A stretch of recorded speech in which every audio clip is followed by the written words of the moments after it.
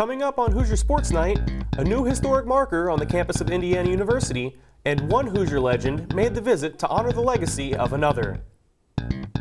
And the IU baseball team traveled to West Lafayette for a matchup with the Purdue Boilermakers. This is Hoosier Sports Night.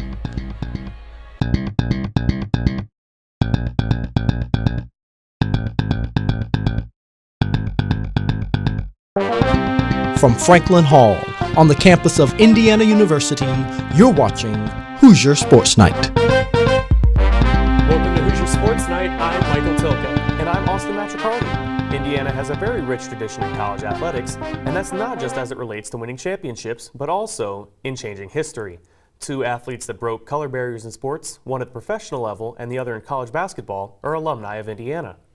Early in the history of college athletics, schools across the country practiced what was known as the Gentleman's Agreement, where schools did not recruit black players in basketball, until Bill Garrett broke that barrier under the administration of Herman Wells.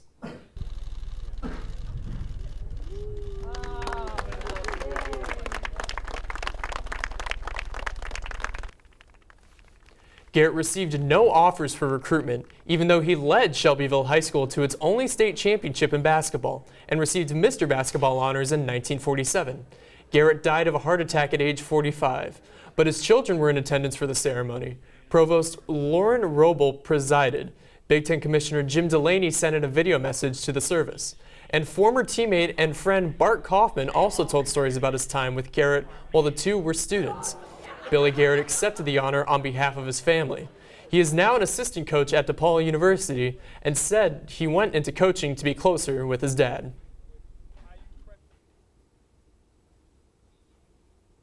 To have this kind of impact, I'm really just now kind of understanding. He was just a regular dude. You know, they enjoyed their college days. Some things that weren't right or, different, a sign of the times. They stuck together and got through them things. They persevered. But they try to pass on a good story. Also in attendance at the ceremony, former All-American George Taliaferro, the first black player to be drafted into the NFL. He recalled an incident at one basketball practice once Bill Garrett was on campus. I can remember the specific day when Branch McCracken blew his whistle and stopped practice and said verbatim, if Bill Garrett does not touch the ball the next time down the court, practice is over. The plaque that honors the recruiting of Bill is the first plaque of any kind from the state of Indiana that sits on the campus of Indiana University. On next week's show, we will share with you more from our interview with Mr. Taliaferro as he talked about his experiences at Indiana. Tomorrow, football returns to Bloomington in the annual spring game at Memorial Stadium with many changes on the coaching squad. Mike DeBoard is the offensive coordinator alongside Nick Sheridan, who was with him at Tennessee. Former Ole Miss receiver Grant Hurd covering the wide receivers and former Michigan running back Mike Hart over the running backs. It'll be your second chance to see the Hoosiers in action under Coach Tom Allen. As you might recall, he coached the team for the bowl game. But the coaching staff will look a bit different for spring. It could be a balanced attack for the Cream and Crimson. Here's how the spring game will work this year. Coach DeBoard and the Cream squad will face Coach Mark Hagan, who is the defensive coordinator, and the Crimson squad. Each coach was able to claim 2 free agents and draft additional players in 4 rounds on Sunday, selecting 12 picks per round. The names you see here are the first 5 picks for both teams. The game kicks off at 7 in Memorial Stadium. Game day festivities begin at 5 tomorrow. The IU women's tennis team was at home this weekend. Coming off of a loss against Illinois, the Hoosiers took on Northwestern in their final home match on Sunday. IUS-TV tennis reporter Jessica Jopic was at the courts to cover the match. On Sunday, the Indiana women's tennis team took on the number 34 Northwestern Wildcats in their final home game of the season. The match started off close, with the Wildcats taking 2 of the 3 doubles matches and claiming the first point of the day. Moving into singles, playing in their last home matches, seniors Paula Gutierrez, Kim Schmider, and Alicia Robinson tied their matches in the second set, as the Hoosiers looked to bounce back, taking Northwestern into the third set in 4 out of the 6 matches. However, the Hoosiers could not gain enough momentum as they fell in every match, solidifying the Wildcat victory, Indiana 0, Northwestern 7. Senior Paula Gutierrez talks about this season moving forward, along with the emotion as her final season on the team is nearing its end. Okay, so yeah, we have like all the matches away, and that's going to be pretty tough, but I think we are ready to fight on the road. We've been doing pretty good when we leave home, so we are going to keep doing the same thing and fight through the elements, and be consistent and focus on the course, so I think we will be fine. So today in the match, I was up and down, sometimes I was okay, but then I started tearing up in the middle of the match, so it was pretty tough for me. Because obviously the girls in the team here are just your family, because my family is in Spain. So for me, them are literally my family here, so it was pretty tough, but I don't know, I'm gonna miss them. The Hoosiers are finishing out their season on the road, starting this weekend in matches against Wisconsin and Minnesota. For IUS TV Sports, I'm Jessica Jopik. The Hoosiers are away this weekend as they take on the Wisconsin Badgers and the Minnesota Golden Gophers. After dropping the first two of a three-game series, the IU baseball team looked to avoid the sweep on the road against Purdue. It was a beautiful day for baseball at Alexander Field, with a fierce wind blowing out of the park. The teams looked to be evenly matched at the start of the game, taking a 1-1 tie into the top of the fifth when the Hoosiers exploded for 7 runs behind round trippers by Luke Miller and Craig Dietelo. The Hoosiers' hit parade continued when Logan Sowers singled on a blooper to score Jeremy Houston, who made his return in this series following an injury that caused him to miss almost a month of action. Purdue's pitching plight continued through the 8th and 9th innings, with Ryan Feynman homering to left field to make the Hoosier lead 13-1, and Logan Sowers doubling down the third baseline to tack on another run for Indiana. The Boilers rallied in the 8th, scoring 4 runs and making IU change pitchers twice, putting B.J. Sable on the mound, who was able to get a ground out and a strikeout to halt the Purdue rally and end the bottom of the 8th. In the bottom of the 9th, Sable flashed a glove that just might be golden, but couldn't overcome the antics of Purdue Pete later in the inning, allowing the Boilermakers to load the bases and bring them all in on a grand slam by Nick D'Alessandro, making the score 14-9. Following the grand slam, Sable was replaced by Luke Stevenson, who got the final out at first base to secure the Hoosier victory. Following the game, we talked to junior right fielder Logan Sowers about how the team avoided the sweep. Just playing really hard, showing up, being extremely focused, hustling everywhere, and just playing real hard. The baseball team also traveled to Terre Haute to take on Indiana State on Tuesday, winning 2-0 to make their record 17-13-2. The Hoosiers will look to improve their Big Ten standing when they host the Minnesota Golden Gophers at Bart Kaufman Field from April 14th to the 16th. The softball team was back at Andy Moore Field looking to end a losing streak, and the only thing sweeter than that would be doing it in a doubleheader against in-state rival Purdue. Juliana Sherry was there to catch the action. For the first time since March 25th, IU was back home after spending 2 weeks on the road. Coming in with a 5-game lose streak, Indiana trying to prove there's no place quite like home when taking on Purdue in their 15th doubleheader of the season. In Game 1, IU got on base early and often, getting walked 3 times in the first inning. However, despite loaded bases, Indiana was only able to put up 1 run in the first frame. After Katie Lacefield walked, Gabby Jenkins advanced from third. In the bottom of the 3rd inning, the Hoosiers scored again with Lacefield at the plate as the freshman third baseman knocked a single and advanced to second on the throw, driving in Taylor Uden to put IU up by 2. It continued to be Lacefield's day when she hit a double in the bottom of the 5th, bringing home Rachel O'Malley. IU went on to win in shutout fashion, taking down Purdue 4-0. Game 2 was a low-scoring affair with a stalemate through the first 5 frames, but Uden ended that drought with a single that brought in Rebecca Blitz.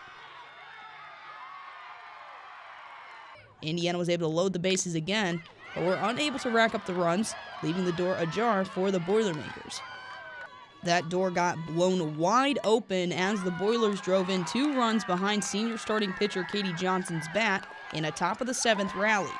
Jenkins was able to get on base for IU in the bottom of the inning, but it wasn't enough as the Hoosiers fell short 2-1. A tough way to end the day for the Hoosiers, splitting the doubleheader with Purdue for the 3rd year in a row, leaving 7 stranded base runners in the process. Indiana won't be back at Andy Moore Field till April 19th when they take on the Kentucky Wildcats. For IUS-TV Sports, I'm Juliana Sherry. Now at 18 and 22, up next, the Hoosiers head to Columbus to take on the Ohio State Buckeyes in a 3-game series starting on Friday. Indiana women's soccer took to the field again this past weekend in their second spring game of the year. The Hoosiers beat Indiana State in their first of four spring games and were looking to keep that momentum going through the weekend against Miami of Ohio. IU started the game off strong with a goal from freshman Allison Jordan in the 22nd minute of play. The goal came off a corner kick which fell at Jordan's feet as she powered it home. On the other side of the field, IU goalkeepers Sarah Lamadou and Bethany Copel combined for their second shutout of the spring. Jordan's goal ended up being the deciding moment in the game as there wasn't much offense to be had for either team. The Hoosiers never backed down on defense and were able to secure a 1-0 win. The Hoosiers look to continue their winning streak as they host their final game of the spring at Bill Armstrong Stadium next Saturday at 2 p.m. when they take on the Redbirds of Illinois State. Over the weekend, the Indiana women's golf team took to the IU golf course for the first and only time this year to host the IU Invitational in a 56-hole tournament. The Hoosiers got off to the start they wanted on Saturday when the 8-team field saw what Indiana take a 9-stroke lead going into the final round of play on Sunday with a total of score of 589. All 5 of Indiana's golfers posted scores in the top 20 for the tournament, with junior Alex Kong leading the way and holding on to win her first individual title for the Hoosiers.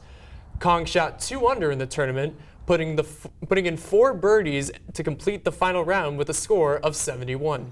Sophomore Erin Harper finished the tournament in the top 5 for the second time in her young career, while seniors Teresa Ann Jedra and Emma Fisher picked up top 10 finishes for the first time. As a team, Indiana shot 295 in the final round to push their overall score to 884 and take the victory in the IU Invitational, making it the first team title the Hoosiers have won since the Las Vegas Collegiate Showdown during the 2012-13 year. Next up for Indiana will be their final tournament of the year when they travel to Ohio State to take part in the Lady Buckeye Invitational April 14th and 15th. There are many teams playing at home this weekend, and the weather keeps getting better and better. You're right, Austin, and with all these games, you can go out and keep racking up those Crimson Guard rewards points. Check out the upcoming events this weekend.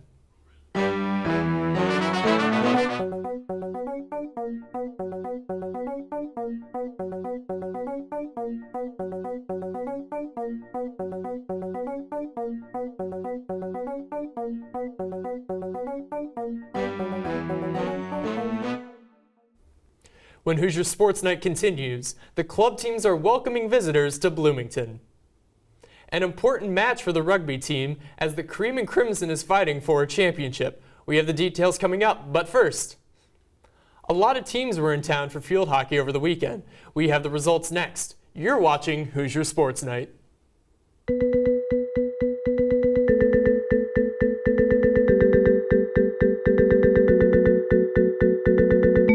This is The Toss-Up, where we take a look at some of the topics facing the world of college sports and give a little bit of history behind some of them. We're not trying to change your mind. We just want to dive deeper into the topics that keep you tuned in to the teams you love. The Toss-Up, airing every Sunday during the 2017 semester.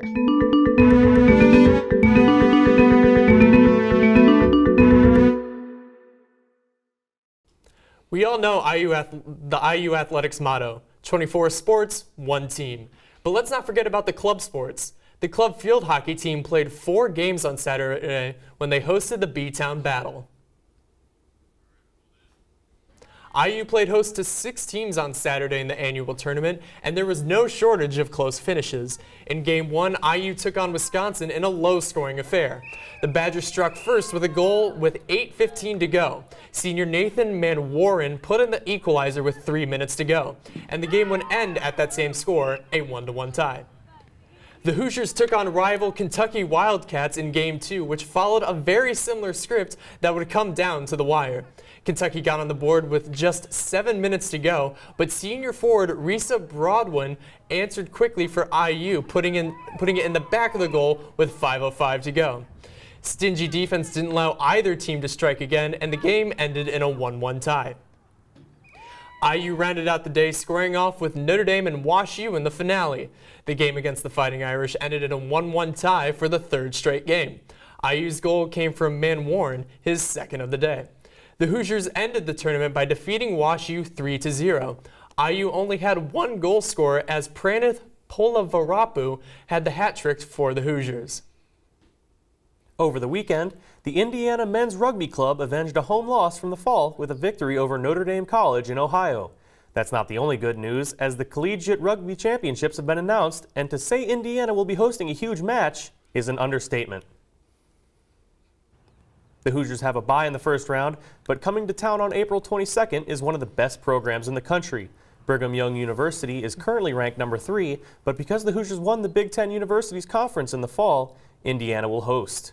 Games at Evan Williams Field usually begin at 1, but we will let you know if that time changes.